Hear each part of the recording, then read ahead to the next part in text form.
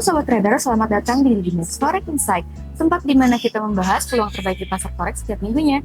Saya Anissa Sanda kali ini dan telah hadir bersama kita Miss Nelina, seorang trader sekaligus analis profesional dari GDMax. Dan kita bakal kupas tuntas bagaimana dampak berita-berita ini terhadap market. So langsung aja kita masuk ke sesi Q&A. Oke Miss, pertanyaan pertama, bagaimana potensi pergerakan GBP menjelang rilis Claimant Conchange Inggris? Oke, data Claimant Conchange Inggris diperkirakan turun ke 25,9K dari sebelumnya 26,8K, yang menandakan jumlah pengangguran baru mulai berkurang dan bisa menjadi sentimen positif bagi GBP. Jika hasil aktual lebih rendah dari forecast, GBP berpotensi menguat karena pasar melihat kondisi tenaga kerja Inggris masih cukup stabil. Namun, jika angka justru naik, GBP bisa tertekan karena muncul kekhawatiran perlambatan ekonomi.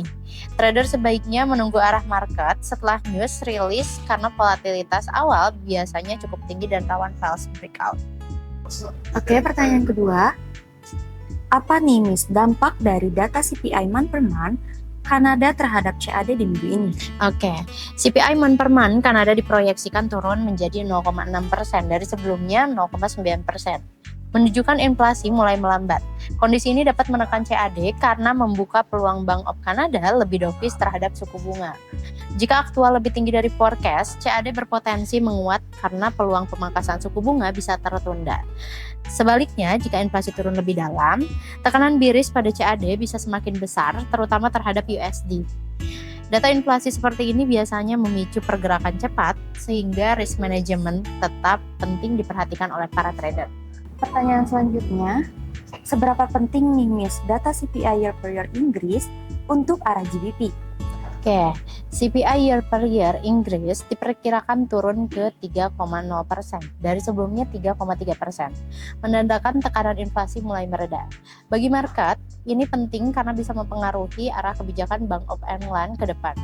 Jika aktual lebih rendah dari forecast, GBP berpotensi melemah karena peluang penurunan suku bunga semakin besar. Namun, jika inflasi tetap tinggi, GBP bisa menguat karena market melihat suku bunga tinggi kemungkinan dipertahankan lebih lama. Trader perlu memperhatikan reaksi market secara keseluruhan, bukan hanya angka headline saja.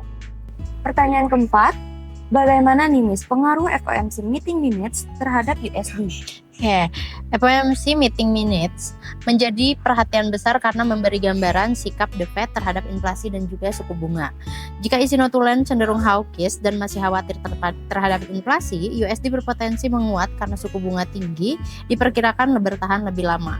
Sebaliknya, jika nada yang muncul lebih dovish dan mulai fokus pada perlambatan ekonomi, USD bisa melemah cukup signifikan. Trader sebaiknya tidak terburu-buru entry saat rilis karena market sering bergerak liar sebelum menentukan arah utama. Oke, next. Apa yang perlu diperhatikan dari employment change Australia nih, Miss? Oke, employment change Australia diperkirakan turun menjadi 15,7K dari sebelumnya 17,9K, yang menunjukkan pertumbuhan lapangan kerja mulai melambat. Jika aktual lebih tinggi dari forecast, AUD berpotensi menguat karena ekonomi Australia dianggap masih solid. Namun, jika hasil jauh lebih rendah ataupun negatif, AUD bisa melemah karena kekhawatiran perlambatan ekonomi meningkat.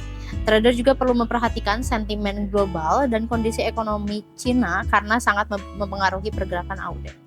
Oke, pertanyaan selanjutnya, mengapa unemployment rate Australia tetap penting untuk diperhatikan, Miss? Oke, tingkat pengangguran Australia diperkirakan tetap di 4,3%. Tetapi data ini tetap penting karena mencerminkan stabilitas pasar tenaga kerja. Jika aktual naik di atas forecast, AUD berpotensi melemah karena market melihat tanda pelemahan ekonomi. Sebaliknya, jika turun, AUD bisa mendapatkan sentimen positif karena kondisi tenaga kerja dianggap membaik. Walaupun forecast tidak berubah, surprise data kecil tetap bisa memicu volatilitas cukup besar di market forex. Oke, pertanyaan ketujuh, bagaimana nih Miss prospek GBP dari Flash Manufacturing PMI Inggris? Oke, Flash Manufacturing PMI Inggris diperkirakan turun ke 53,0K dari sebelumnya 53,7K.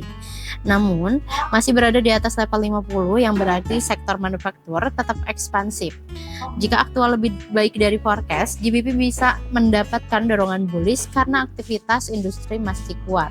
Namun, jika turun tajam mendekat level 50, market bisa mulai khawatir terhadap perlambatan ekonomi Inggris. PMI sering menjadi indikator awal kondisi ekonomi sehingga cukup diperhatikan trader fundamental. Oke, kita ke pertanyaan terakhir. Apa nih, Miss, pengaruh flash service PMI Inggris terhadap market? Flash service PMI Inggris diperkirakan turun menjadi 51,7K dari sebelumnya 52,7K, yang menunjukkan sektor jasa masih tumbuh meskipun mulai melambat, karena sektor jasa merupakan penopang utama ekonomi Inggris.